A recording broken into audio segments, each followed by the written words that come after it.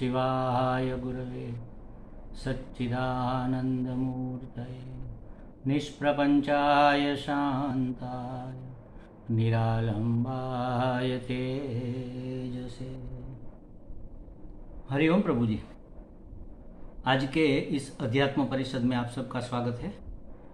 आज अपरोक्षानुभूति गुरुवार,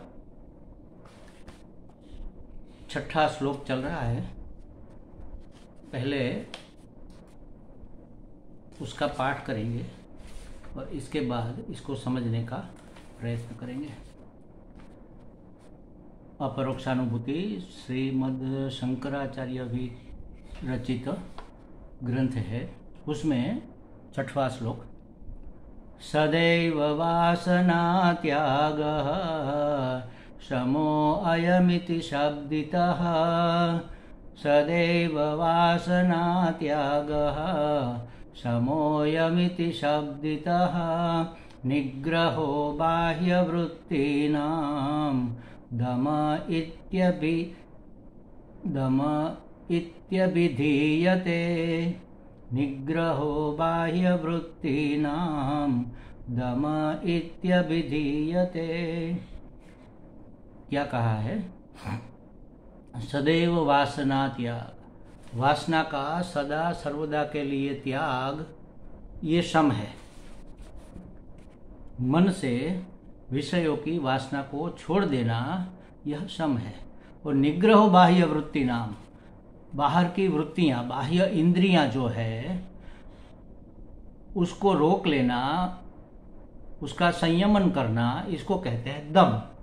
एक शब्द में मन के अंदर मन को रोकना, विषयों के प्रति मन में उठती हुई वृत्तियों को निर्मूल करना, उसका शमन करना, उसको कहते हैं शम। उसका त्याग करना, उसको कहते हैं शम। और इंद्रियों को विषयों के भोग में प्रवृत्त न होने देना, उसका संयमन करना, इसको कहते हैं दम। तो ये शम दम अधिकारित्व के अंदर सबसे महत्वपूर्ण ये लक्षण है। हम कहते हैं कि भाई बहुत दिनों से हम ये सुन रहे हैं, स्वामी जी कितने लोगों के प्रश्न आते हैं, लेकिन कुछ होता दिखता नहीं है। तो इतना ज्ञान प्राप्त कर लिया, 2 साल से 3 साल से ये पढ़ रहे हैं, सब आपको सुन रहे हैं, प्रश्नों के सॉल्यूशन भी मिल रहे हैं, हम समझ भी रहे हैं, लेकिन जब घटना घटती है, जब प्रसंग आता है, तब ये बात परिणाम को प्राप्त नहीं होती, ये बात अमल में नहीं आती। क्या कारण है इसका? तो सबसे पहला कारण तो यही है कि हम शम दम इत्यादि जो साधन चतुष्टय है उससे युक्त नहीं है। मतलब कि हम ज्ञान के अधिकारी नहीं। अभी हमने डिग्री, अधिकार प्राप्त नहीं किया, क्वालिफिकेशन प्राप्त नहीं की। क्या क्वालिफिकेशन है? शम दमादि षट संपत्ति मुमुक्षा, ये चारों साधन चतुष्टय है वेदांत को पचाने के। तो मन में अगर अभी वासना व्याप्त है, इंद्रियों के भोग अभी और चाहिए हमें, और हम चाहेंगे कि नित्य निरंतर अखंड आनंद स्वरूप में हम स्थित क्यों नहीं हो पा रहे हैं, ये हमारी वासना हमें मुक्त नहीं होने देती। नित्य निरंतर अखंड आनंद एक रस में अवस्थित होने का नाम ही तो मोक्ष है। तो ये इंद्रियों के जो विषय है, 5 ज्ञानेंद्रियों के 5 विषय, शब्द स्पर्श रूप रस गंध, और 5 कर्मेंद्रियां उसका भोग करती है, उसको प्राप्त करके फिर जीवात्मा उसका भोग करता है। लेकिन सबसे पहले तो वासना मन में उठेगी, इच्छा मन में उठेगी, कामना मन में उठेगी। तो मन से ही उस वासना को सदा के लिए निवृत्त कर देना। और ये कब होगा? ये बहुत महत्वपूर्ण ये विषय है, इसलिए इसको हम लंबा इतना किए जा रहे हैं। ये कब होगा? जब हमें पता चलेगा कि विषयों में जो सुख दिखता है वह वास्तविक नहीं है, ये भ्रम है, मृग जल जैसा भ्रम है, रज्जु सर्प जैसा भ्रम है। वास्तव में उसमें सुख नहीं है, लेकिन जब हम भोग करते हैं उतने समय तक तो हमें सुख मिलता हुआ लगता है। जैसे रज्जु में सर्प देखने से हमें भय लगता है, शरीर में कंपकपी हो जाती है, रोंगटे खड़े हो जाते हैं, पसीना पसीना हो जाता है, सांस फूल जाती है, ये सब होता है ना। उसी तरह विषयों को भोगते समय हमें सुख की अनुभूति तो होती है, लेकिन वह वास्तविक नहीं है। जैसे ये सर्प वास्तविक नहीं है और हमारा भय भी वास्तविक नहीं है, उसी तरह ये विषय भी वास्तविक नहीं है, नित्य रहने वाले नहीं है, और उसमें से मिलता हुआ आनंद भी बिल्कुल वास्तविक नहीं है। वो हमारे स्वरूप का ही आनंद, जैसे कुत्ता हड्डी चबाता है, अपने मुंह में खून निकलता है और उसका स्वाद लेता है, समझता है हड्डी में से खून मिल रहा है, उसी तरह हम अपना स्वाद लेते हैं और लगता है कि विषयों का स्वाद आ रहा है, विषयों से सुख आ रहा है। इतना ही नहीं, उसमें से तो सुख नहीं आ रहा है, लेकिन हमें भी नुकसान हो रहा है। देखो, ये जो हड्डी चुबाता है कुत्ता, तो उसके मुंह में ये हड्डी लगती है, कठोर है, कोने कोने वाली है, एंगल वाली है, तो मुंह में हड्डी लगती है तो खून निकलता है, मुंह में छाले पड़ जाते हैं। तो उसी तरह विषयों को भोगने से हमारे इंद्रियां क्षीण हो जाती है। ज़्यादा हम आँख का उपयोग करेंगे, जैसे मोबाइल, टीवी, सिनेमा इत्यादि देखेंगे, तो हमारी आँखें कमज़ोर हो ही जाएगी। उसी तरह हर एक इंद्रियां, जितना उसका ज़्यादा हम भोग में इस्तेमाल करेंगे उतनी इंद्रियां क्षीण होती है। सुख तो मिलता नहीं, मिलता लगता है, ये भ्रम है। हमें लगता है कि ये रज्जू में नहीं सर्प है, इसलिए हमें उसका जो इफेक्ट होना चाहिए हो रहा है। उसी तरह भ्रमात्मक जो विषय है उसको हम मान लेते हैं कि उसको हम भोगते हैं तो उसमें से सुख तो मिलना चाहिए, तो सुख मिलता है। कहाँ से मिलता है? ये भ्रम है। तो ये मन में पड़े हुए विषयों की वासनाओं को सदा के लिए त्याग देना, इस समझ से त्याग होगा कि ये नित्य नहीं है और वास्तविक भी नहीं है, उसमें सुख हो ही नहीं सकता। इतना ही नहीं, दोष दर्शन भी करना पड़ेगा कि इसका भोग करने से हमारी इंद्रियां क्षीण हो जाती है। तो जैसे श्रम वैसे ही दम, बाहर इंद्रियों का संयमन नियमन करना, उसका नाम है दम। दम माने दबाए रखना, संयम में रखना, क्योंकि ये बाह्य इंद्रियां हैं, कर्मेंद्रियां हैं। कुछ चीज देखी, लालच बढ़ी, लोभ बढ़ा, हाथ बढ़ाया ले लेने के लिए, लेकिन हमें उसी समय सावधान होकर अपने हाथ को रोक लेना है कि नहीं, ये हमारी चीज नहीं है, पराई चीज है, इसको हम ले नहीं सकते, हमें लेना नहीं चाहिए।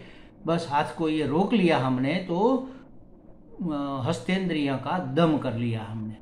उसी तरह विषयों को भोगने के लिए आगे बढ़ती हुई हमारी सभी इंद्रियों को हमें रोक लेना है, उसको काबू में रखना है, संयमन करना है। जरूरत है वह अलग चीज है और भोग अलग चीज है। इसलिए भगवान ने जो विषय दिए हैं ना, ये शब्द स्पर्श रूप रस, ये विषय क्यों दिए हैं कि हमें इंद्रियों का संयम करना पड़े? विषय हमारी जरूरियात है, जितनी जरूरियात है उतना आप उपयोग करो, लेकिन उसमें से सुख मिलेगा इसकी अपेक्षा रखकर अतिशय उसका भोग करेंगे, उपयोग नहीं करेंगे, उपभोग करेंगे, तो हमें दुख, हमें बंधन, हमें पीड़ा होने ही वाली है। समस्या खड़ी होगी ही होगी, क्योंकि वह विषय सबको चाहिए। कोई हमसे छीन लेगा या कोई हमसे पहले पहुंच कर ले लेगा तो स्पर्धा रहेगी, भय रहेगा, बहुत सारी समस्याएं इस विषयों के भोग से उत्पन्न होती है। उसका भोग नहीं, उसका उपयोग करा। भूख लगी है, भोजन करना है, करो, कोई बात नहीं, जो सहज रूप से प्राप्त हो जाए यह भोजन करो। भगवान ने कहा है कि हम तुम्हारे योगक्षेम का वहन करेंगे। इसका मतलब यही है कि पूरे विश्व में जितने भी जीव है उन सब का उत्पादन, उसका पालन और उसका उपसंहार भगवान ही करते हैं। तो पालन वही करेंगे, कैसे करेंगे? सभी विषय उसको उपलब्ध कराकर। तो भोजन हमें उपलब्ध है। भगवान ने ये नहीं कहा कि हम आपको समोसा खिलाएंगे, उसने कहा हम आपको भोजन खिलाएंगे। अब समोसा खाना है ये हमारे मन की वासना है, तो ऐसी जो वासनाएं हमने पैदा कर ली है उसका त्याग करने के लिए कहते हैं इंद्रियों के विषयों का त्याग करने के लिए नहीं कहा जा रहा है। ये तो जीवन की जरूरियात है। जीवन को टकाए रखने के लिए भोजन भी करना पड़ेगा, आराम भी करना पड़ेगा, निद्रा भी लेनी पड़ेगी। लेकिन पड़े रहे प्रमाद में पूरा दिन पूरी रात, तो ये प्रमाद चलने वाली चीज नहीं, ये भोग हो गया, ये भोग हो गया। तो हमने श्रम को तो बहुत अच्छे से समझ लिया अब तक। अब दम की बारी है। दम किसको कहते हैं? तो कहा कि बाह्य इंद्रियों के संयम को दम कहते हैं। उसमें क्या है कि सांसारिक पदार्थ की अनित्यता और विषय भोग की व्यर्थता समझने से दम आता है।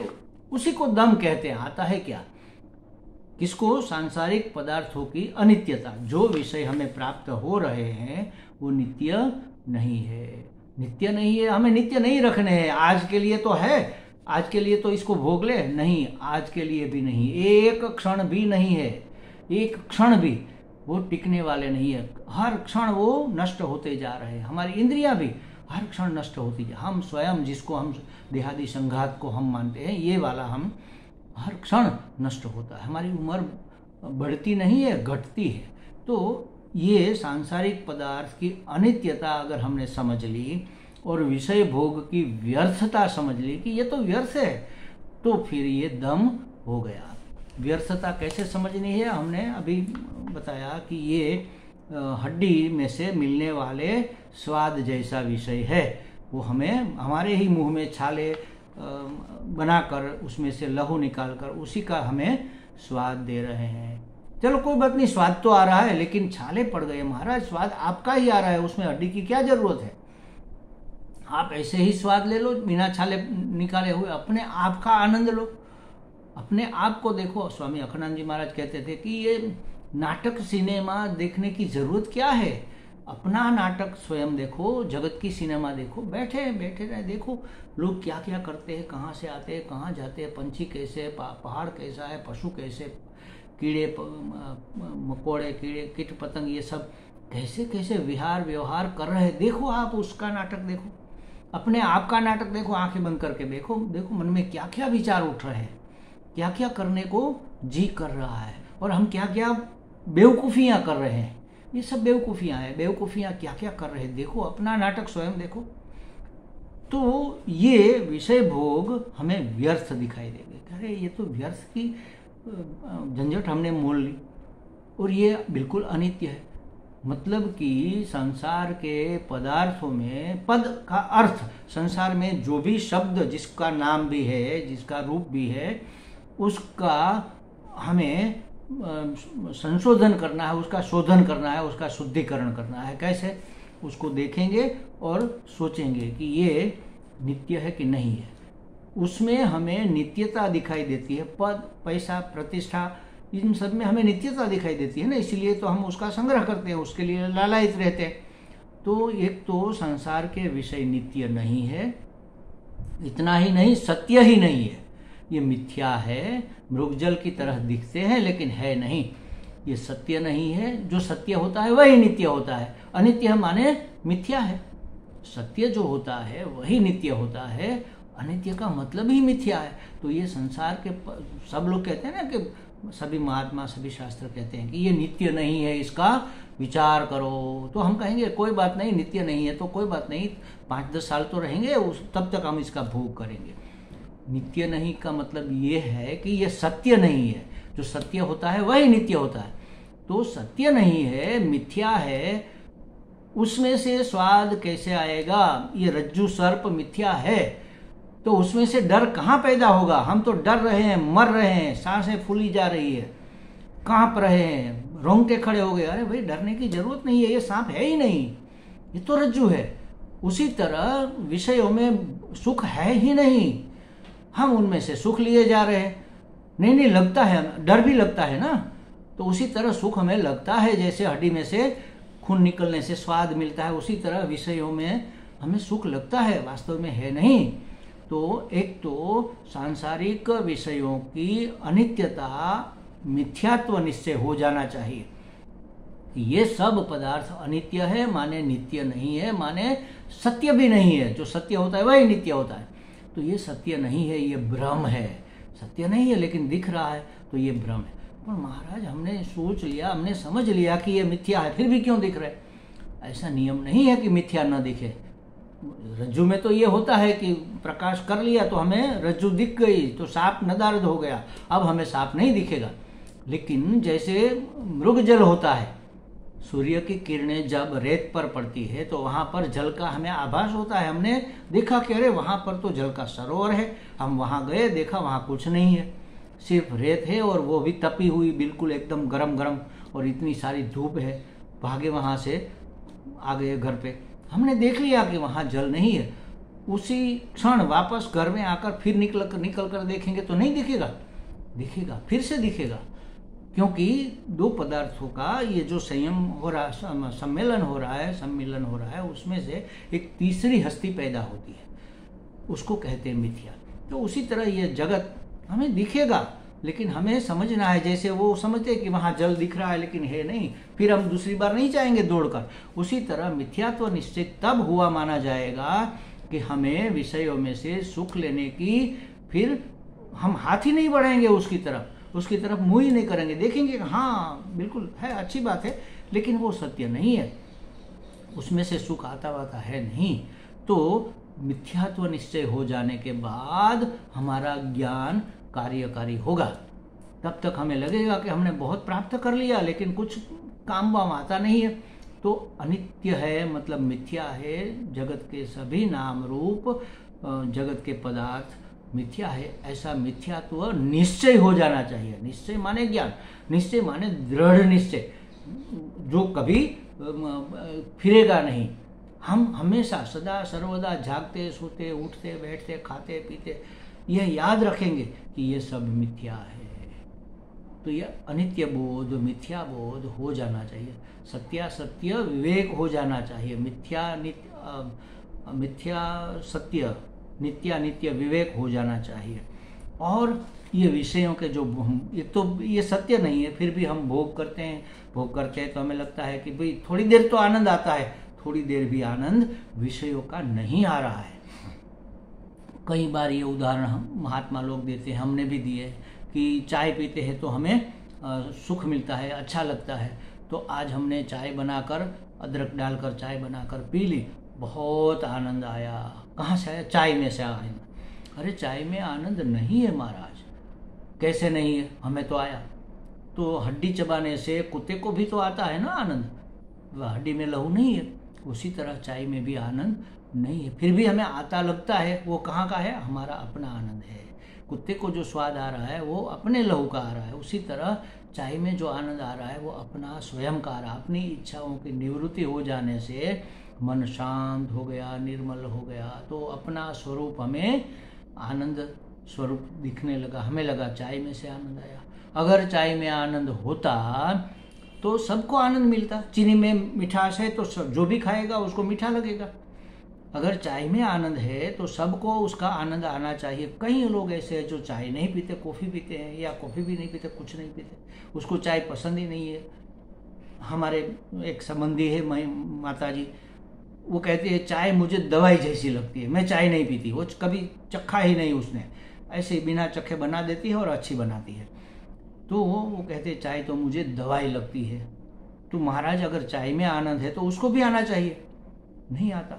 किसी को फीकी चाय में आनंद आता है, किसी को मीठी चाय में आनंद आता है।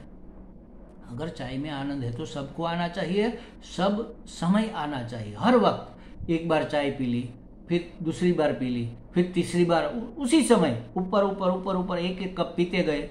देख लो कब तक आनंद है। एक कप आनंद आया, 2 कप बहुत आनंद आया, तीसरा कप नहीं आया, अब आनंद नहीं आ रहा है, अब दुख हो रहा है, अब नहीं चाहिए, नहीं चौथा कप पियो, 5वां पियो, नहीं पियोगे तो खैर नहीं है आपकी। तो क्या होगा कि महाराज हाथ जोड़ते हैं, अब मत पिलाओ, वरना वो जो गई हुई है अंदर वो सब बाहर निकल आएगी। अगर चाय में आनंद होता तो ये हाथ क्यों जोड़ने पड़ते भाई? मतलब यही हुआ कि विषयों में आनंद नहीं है। विषय भोग की व्यर्थता अगर समझ में आ गई और सांसारिक पदार्थों की अनित्यता, मिथ्यता समझ में आ गई, तो हम इंद्रियों का श्रम और दम दोनों कर सकेंगे। ये समझने के बाद ही हमारी इंद्रियां उसकी तरफ हमारा हाथ नहीं बढ़ेगा कुछ करने के लिए, हमारे पाँव नहीं बढ़ेंगे कहीं जाने के लिए, हमारी आँख नहीं उठेगी किसी देखने के लिए, हमारे कान लालायित नहीं होंगे कुछ सुनने के लिए। आ रहा है वो अलग चीज़ है, वो ज़रूरियात है, सब जो जो भी ज़रूरी है सब मिलेगा आपको। भगवान ने व्यवस्था की है जो आपकी ज़रूरियात है। ज़रूरियात मतलब आवश्यकता अलग चीज़ है और उपभोग अलग चीज़ है। आवश्यकता का आप उपयोग करो आवश्यकता के अनुसार, लेकिन मन में या तो उसमें से सुख लेने के लिए, खुशी प्राप्त करने के लिए उसका भोग करेंगे तो ये उपभोग हुआ, ये हमें बांधता है, हमें हमारी वासना को दृढ़ करता है, फिर उसके बगैर हम रह नहीं सकते। चाय की आदत जिसको हो गई वो अगर चाय नहीं पिएगा तो सर दर्द हो जाएगा। तो कहने का मतलब ये है कि सांसारिक पदार्थों की अनित्यता और विषय भोग की व्यर्थता समझने से दम हो जाता है। सभी भोग जो भी है वह हमारी इंद्रियों के तेज को हरते हैं। और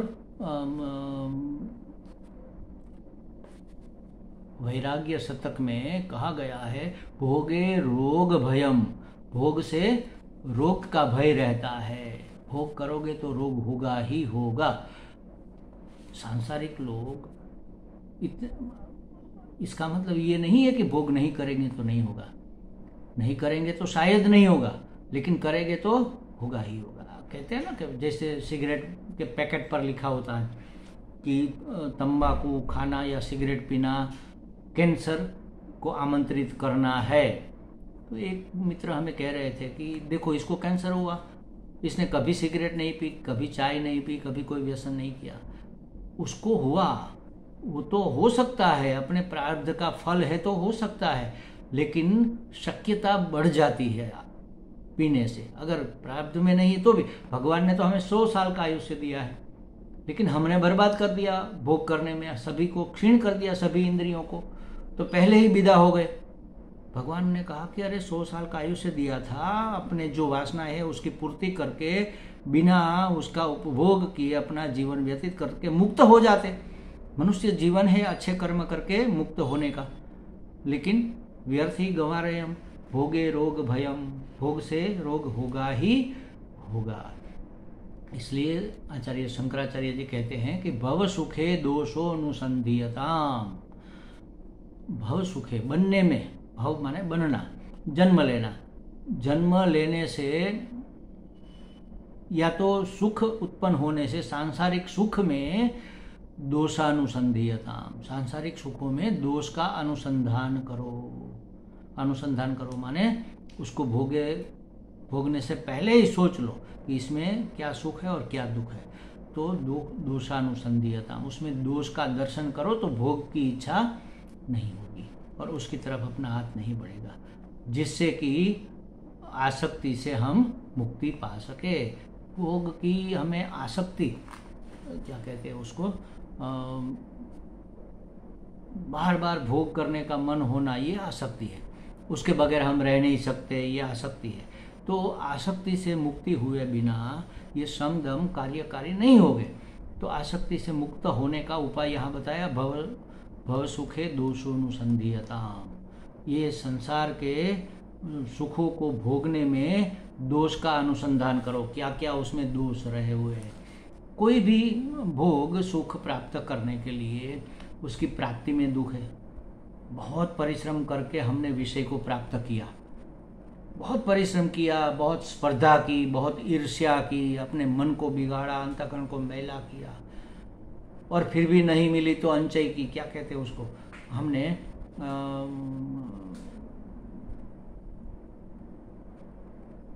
पता नहीं शब्द नहीं आ रहा है, हमने उसको गलत तरीके से मतलब लिया, उसको प्राप्त किया। तो विषयों की प्राप्ति में कितना दुख है। कुछ चाहिए तो उसके लिए पैसे कमाने पड़ेंगे। जैसे समझो कि हम जब पूर्वाश्रम में थे तब हमने सोचा था कि एक छोटी सी सेकंड हैंड गाड़ी लेंगे। उस समय मारुति का बहुत प्रचलन था, वो 1.25 लाख में मारुति आती थी, और 2-4-5 साल डॉक्टर जो लोग होते हैं वो चलाकर 5 साल के बाद उसको बेच देते थे। तो सेकंड हैंड 30-40 हज़ार में, 50 हज़ार में आ जाती थी। उस समय हम शिक्षक की नौकरी कर रहे थे, 650 रुपया पगार था, उसमें तो घर मुश्किल से चलता। फिर भी कुछ जुगाड़ करके, ट्यूशन व्यूशन करके, थोड़े बहुत बचा बचा कर जब हम 30-40 हज़ार तक पहुँचे, तब मारुति की कीमत हो गई 2.5 लाख और सेकंड हैंड की कीमत हो गई 90,000। फिर जुगाड़ किया, श्रम करते गए, बचत करते गए, पेट काट कर, अपने शौक काट कर, अपनी ज़रूरतों को कम करके 80-90 हज़ार तक पहुँचे, तो और कीमत बढ़ गई। अब 1.25 लाख कम से कम वो सेकंड हैंड मारुति फ्रंटी उस समय आ। तो कहने का मतलब यही है कि किसी चीज़ की प्राप्ति में कितना संघर्ष है, कितना परिश्रम है। प्राप्ति में दुख है, प्राप्त कर लिया, हाँ अब आनंद आएगा। अब उसको संभाले रखने में दुख है, उसका मेंटेनेंस आता है, उसको संभाल के रखना, उसकी सरबराह करना, उसकी साफ सफाई करना, उसमें तेल लगता है, वो खर्च करवाता। आजकल तो खर्चीला कितना है देख लो आप, 100 रुपये से ऊपर। तो ये भी बहुत बड़ी मुश्किल है। और छोटा भाई आएगा, साला आएगा, बहनों आएगा, आपकी गाड़ी चाहिए, हमारा जी अदर लटक रहा है कि अरे गाड़ी ले जा रहा है, कहीं वह ठोक न दे, कहीं टकरा न दे, कोई नुकसान न कर दे, और हो भी जाता है तो उसको रिपेयर करने में फिर संघर्ष। महाराज, सुख प्राप्ति के लिए विषयों को प्राप्त करना, उसमें दुख है, संघर्ष है। प्राप्त करके उसको संभाले रखना, उसमें भी दुख संघर्ष है। उसका भोग करते समय भी वो क्षीण होती जा रही है, ये सोच सोच कर दुखी होते हैं कि इतना उपयोग कर लिया, अब तो ये बहुत वीक हो गई, अब क्या करें, अब संभाल कर जरा इसका उपयोग करना है। तो भोगते समय भी दुख है, और कहीं चोरी न हो जाए, कोई मांग के न ले जाए, कहीं नष्ट न हो जाए, ये भी भय रहता है। कहाँ सुख है? तो विषयों के सुख में दोषोनुसंधीयता, उसमें दोष का अनुसंधान करना चाहिए, तभी ऐसा करने से हमारी आसक्ति उस विषय के प्रति कम होगी। अरे कहाँ झंझट मोहल्ले, छोड़ो इन सभी बातों को, क्या करना है गाड़ी लेकर, हो जाता है ना, अपना काम तो चल जाता है, इसमें क्या है, व्हीकल तो मिल ही जाते हैं, रिक्शा टेम्पो सब मिल जाते हैं, वही उसी में चले जाए। या तो एक दिन कभी जाना है तो कहीं गाड़ी का जुगाड़ भी हो जाएगा, कोई ना कोई तो मिल जाएगा जो हमें वहाँ पर ड्रॉप कर देगा। तो ये आसक्ति का निराकरण करने के लिए दोषोनुसंधीयता, उसमें दोषों का दर्शन करना चाहिए। जन्म मृत्यु जरा व्याधि दुख दोषानुदर्शनम, गीता जी में ये भी कहा है। जन्म में दुख है, जरा मतलब वृद्धावस्था में दुख है, जर्जरित हो जाने में दुख है, जन्म मृत्यु में दुख है, व्याधि तो दुख ही है, कोई व्याधि लग जाती है, कोई रोग लग जाता है, दुख है, दुख दोषानुदर्शन, इन सब में दुख रहा है। इस दोष का दर्शन करेंगे तब विषयों की आसक्ति निवृत्त होगी, और भगवान से प्रार्थना भी करेंगे, क्योंकि हम इतने प्रबल नहीं है कि विषयों के प्रभाव को हम अपने ऊपर न पड़ने दें। कभी कभी हम ढीले हो जाते हैं और उस तरफ फिर से खिसक जाते हैं और आसक्ति फिर बनी रहती है। तब हमें परमात्मा से प्रार्थना भी करनी चाहिए। प्रभु एवी दया कर तुम, विषयनी वासना छूटे। प्रभु ऐसी दया कर तू, विषय की वासना छूटे। प्रार्थना करने से बहुत बल मिलता है और हम उस समय अपने मन को जीत सकते हैं। मन को जीतना मतलब मन की वासना को हम जीत सकते हैं, उसके ऊपर उसका शमन कर सकते हैं, इंद्रियों का दमन कर सकते हैं। और भी कई तरीके हैं, और भी अच्छे अच्छे उपाय इसमें बताए गए हैं, जिसकी चर्चा हम अगले गुरुवार को करेंगे। हरि ओम। ओम पूर्णमदः पूर्णमिदं पूर्णात् पूर्णमुदच्यते पूर्णस्य पूर्णमादाय पूर्णमेवावशिष्यते। ओम शांति शांति शांति। हरि ओम। श्री गुरुभ्यो नमः। हरि ओम।